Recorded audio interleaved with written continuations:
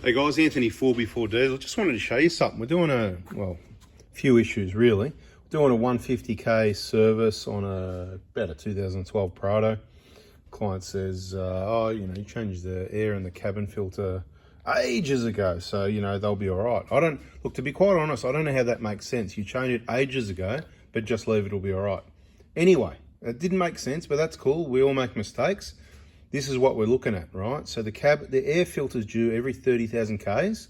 And I just want to be clear, when the standard service schedule of an air filter is, say, every 40,000 on a passenger car, and on a Prado every 30,000, that's only 25% less, if you like, 30,000 Ks instead of every 40,000. It's not much difference, but there's a lot more dust getting into a four-wheel drive air filter box. So what I want to explain is, the standard interval every 30,000 Ks allows for minimal dust, okay? So it doesn't really allow for big dusty days, right? So if you get out in big dusty days, you're gonna get all that dust in here blocking up that element. And if you take your vehicle to the wrong person, this is what's gonna happen, right? It's really easy to drop an air filter in place. This sort of thing generally is gonna happen is if someone maybe unclips one side of the air box and they sort of tilt it up and they're trying to have a look to see how does she look, is it clean or not? Or something. I just don't know how you can do this, right? I just don't know, but that's been out of position for a while. You can see the crease line there, okay? So whoever's had it, whether they popped it out to check it, so this end looks normal, so it gets worse, right? This end as well also obviously wasn't in right to some extent because you can see it sticking out like that. Maybe it's just me, I don't know. To me, that wasn't in right because you can see this is clean here, that's dirty and dusty there, and then it's clean again. So that wasn't in right. That wasn't in right. This is really easy stuff, people, right? Watch our videos. Once you open up the airbox completely and properly, this is a genuine filter element. It will literally drop in position, right, like that. And you can't get it wrong when the box goes over. It goes over nicely. You have to really get rough with it to start pushing this seal off here out of place. There's nothing, you should not be pushing this seal that it would come out of place like that. It just clips on. The cover just goes over nicely. If you've got a little bit of rubber grease on there like we do, it slips on even easier and it'll just feel right. If it doesn't feel right, it's probably because it isn't right. So the message again, be very careful who you trust to work on your vehicle, whether it's, Toyota dealers, whether it's ARB shops, whether it's Brown Davis, whatever the case may be.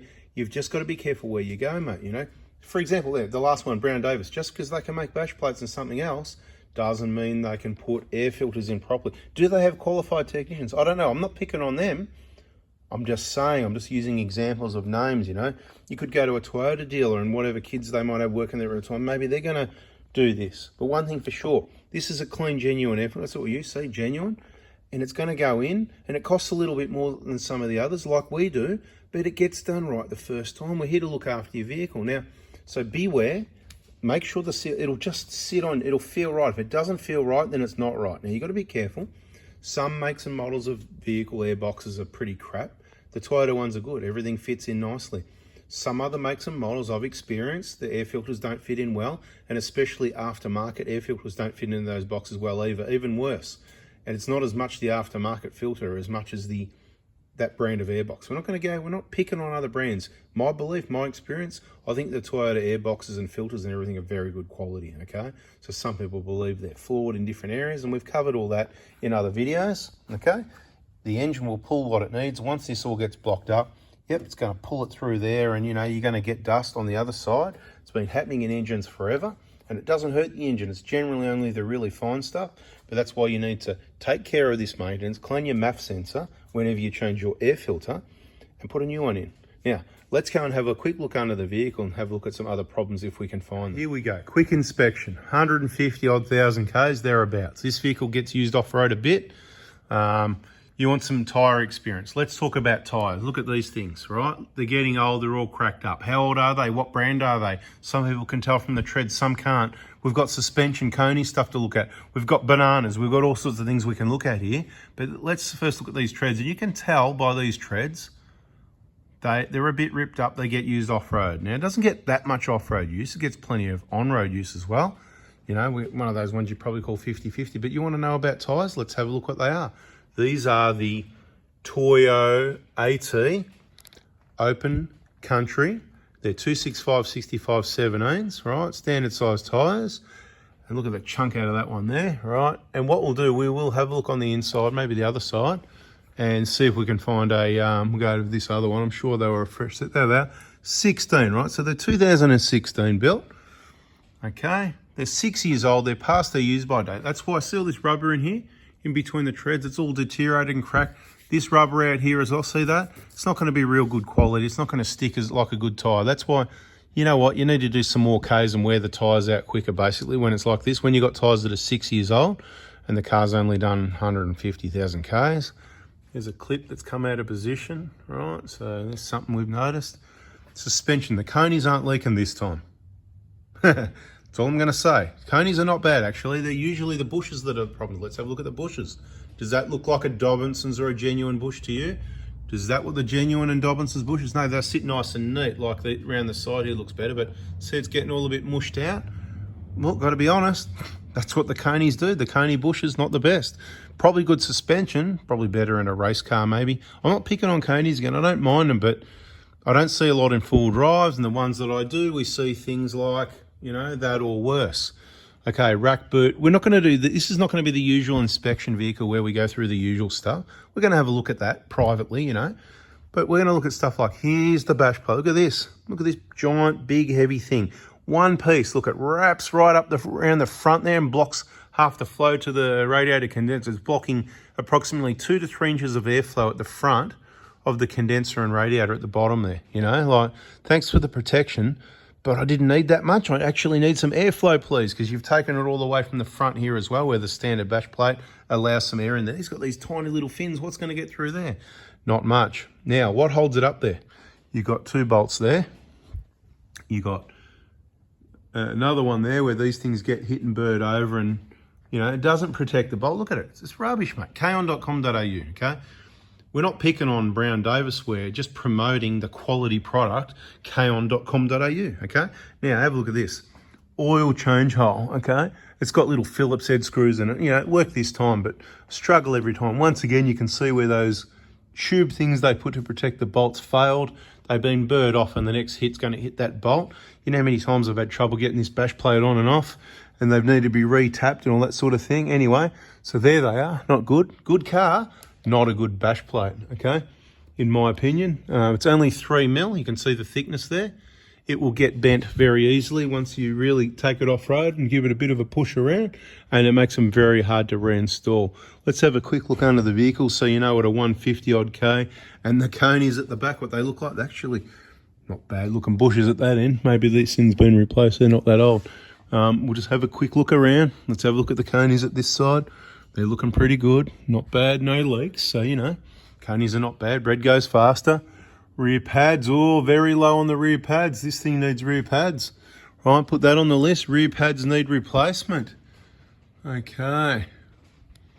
That one's not as bad, but it needs replacing, right? They're down to where they need replacing, right? What are we talking about there? Well, when it comes to brakes, it's a matter of life and death. So make sure you know what we're talking about here, or get someone that does. Otherwise, it could be very dangerous. Okay, don't neglect service and think you know everything because you watch my videos, unless you watch every single video to the end and listen to every single word. And then you still won't know everything, because I don't know everything, but I'm just trying to share some of what I do know. It's getting a nice lubrication on the slip joint. That's good. Nice. I like to see that. A little bit too much at times, but I said before, probably too much is better than not enough. So if we don't start seeing that on some other vehicles, we're going to start pumping them a bit harder as well. See, nice and wet. Beautiful. That's not going to wear out.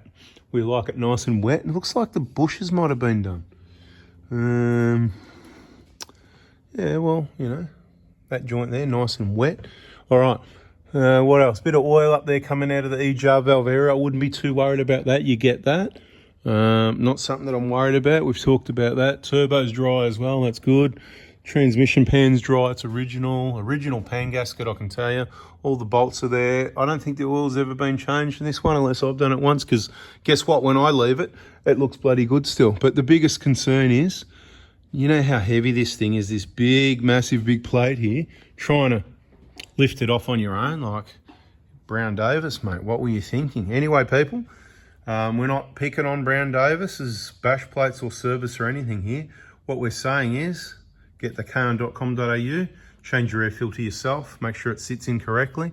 Happy days, tell them don't touch it. Just like another little reminder, if we've replaced your injectors here, or one of our workshop partners using our products, make sure every time you're going for a service, because every 40,000 they want to rip the pipes off and pull, check valve clearances, make sure you tell them, do not touch my injectors or fuel pipes. Do not take them off. Do not risk contamination to my fuel system. And look at the splits in these tyres. I could keep spinning them looking for more, but I reckon we've seen enough, right, that we could say that Toyos only last less than 6 years, like a lot of other tyres, as far as the quality and all the cracking and stuff like that, right? So, but I'm sure these have been through the wars a little bit, okay?